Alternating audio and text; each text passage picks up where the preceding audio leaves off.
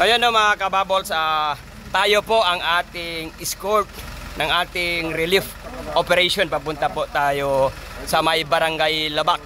So galing po tayo kanina sa may Barangay Munting Mapino. Ngunit tapos na tayo doon. Papunta naman po tayo ngayon sa Barangay Labak. Kasama po ang ating relief operation. Di ba?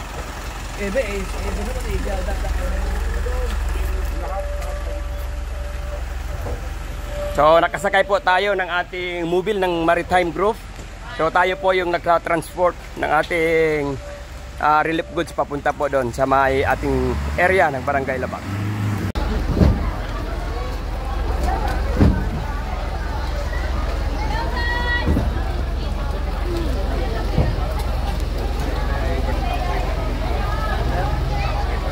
Magandang umaga po mga kababayan. Nandito na po tayo ngayon sa Barangay Labak.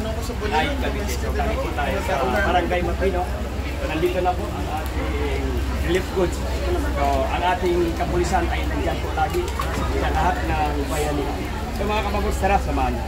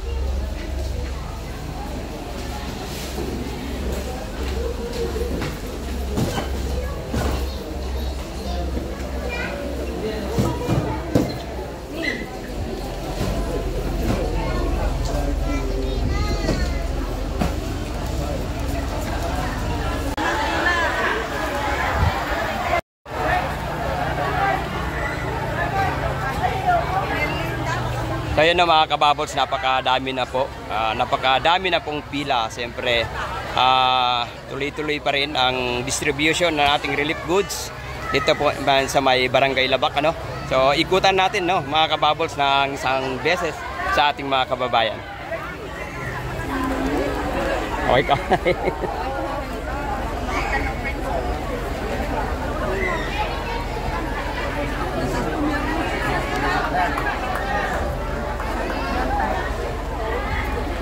So yun lang mga kababols, dahil ang gusto ng pulis, ligtas ka.